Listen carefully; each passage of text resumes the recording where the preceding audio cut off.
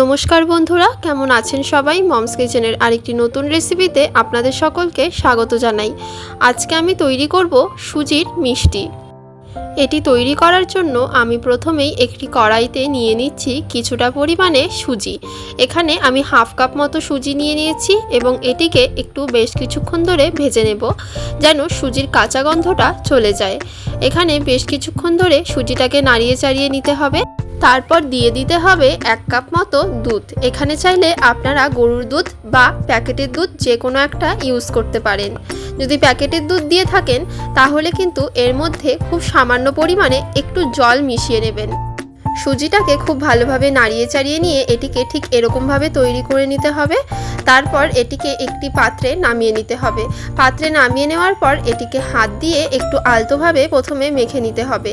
তারপর কিছুটা পরিমাণে সাদা তেল মেখে নিয়ে সুজিটাকে দিয়ে দিতে হবে এবং তারপর এটিকে হাত দিয়ে একটু প্রেস করে দিতে হবে। ঠিক এইভাবে হাত দিয়ে একটু আমি ছড়িয়ে দিলাম এটাকে, কারণ এটাকে কিন্তু আমি বেলবো না। এবারে আমি একটি ছুরি নিয়ে নিলাম এবং তার সাহায্যে সাইডগুলোকেও কিন্তু আমি ভালোভাবে মসৃণ করে নিচ্ছি এবং ওপরটাকেও আমি একটু মসৃণ করে নিলাম। এবারে আমি সাইডটাকে খুব ভালোভাবে এইভাবে শেপ দিয়ে নিচ্ছি এবং মসৃণ করে নিচ্ছি, যেন এবড়ো খেবড়ো না থাকে। তারপর আমি ছুরিটা রেখে দিলাম এবং হাত দিয়ে ওপরটা একটু ভালোভাবে চেপে চেপে দিলাম, যেন শক্ত হয়ে যায়। এবারে আমি এটিকে একটি চারকোনা শেপ দিয়ে নিচ্ছি ছুরির সাহায্যেই। ছুরির সাহায্যে সাইডগুলোকে একটু প্রেস করে করে তারপর হাত দিয়ে প্রেস করে করে এটিকে চারকোনা শেপ দিয়ে নিতে হবে। এবারে আমি এটিকে একটি ছুরির সাহায্যে ঠিক এইভাবে কেটে নিচ্ছি এবং মিষ্টির শেপ দিয়ে নিচ্ছি। এখানে আমি কিন্তু চারকোনা শেপের মিষ্টি বানাবো। আপনারা চাইলে যে কোনো ধরনের শেপের মিষ্টি বানাতে পারেন, চাইলে আপনারা গোলও মিষ্টি বানাতে পারেন। তাহলে আপনাদেরকে কিন্তু এটাকে চারকোনা করার প্রয়োজন নেই। ব্যাস, আমার সবগুলো কেটে তৈরি করা হয়ে গেছে। এবারে আমি একটি কড়াইতে সাদা তেল দিয়ে নিলাম। সাদা তেল দিয়ে নেওয়ার পর এবারে আমি এর মধ্যে এক এক করে মিষ্টিগুলো দিয়ে ভালোভাবে ভেজে নিচ্ছি। এটি ভাজার সময় কিন্তু আপনাদেরকে গ্যাসের ফ্লেমটা প্রথমে হাই রাখতে হবে। যখন মিষ্টিগুলো অর্ধেক ভাজা হয়ে যাবে তখন কিন্তু গ্যাসের ফ্লেমটা আপনাদেরকে লো করে দিতে হবে।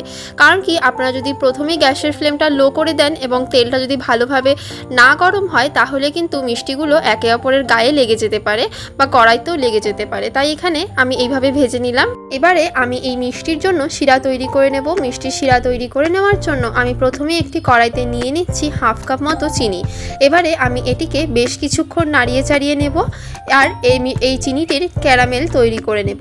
এই চিনিটির ক্যারামেল তৈরি করার সময় কিন্তু প্রথমে গ্যাসের ফ্লেমটা হাই রাখবেন এবং পরে লো করে দেবেন। কারণ কি, পরে যদি আপনারা গ্যাসের ফ্লেমটা লো না করেন তাহলে কিন্তু মিষ্টির শিরাটা পুড়ে যেতে পারে। এবারে আমি এর মধ্যে দিয়ে দিচ্ছি খুবই সামান্য পরিমাণে জল।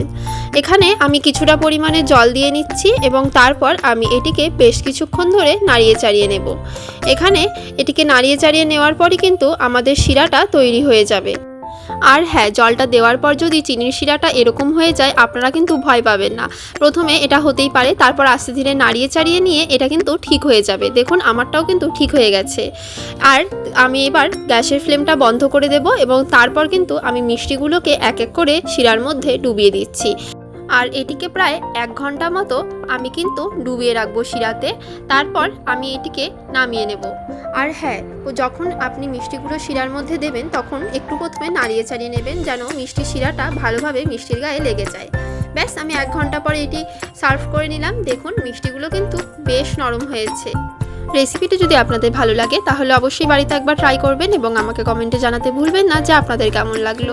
ভিডিওটি যদি আপনাদের কিছুটা ভালো লেগে থাকে তাহলে অবশ্যই একটি লাইক করে দেবেন। আমার চ্যানেলের রেসিপিগুলি যদি আপনাদের ভালো লাগে তাহলে অবশ্যই আমার চ্যানেলটিকে সাবস্ক্রাইব করে দেবেন। আজকের মতো এইটুকুই। দেখা হচ্ছে আবার পরবর্তী একটি নতুন রেসিপি নিয়ে মমস কিচেনের আরেকটি নতুন ভিডিওতে।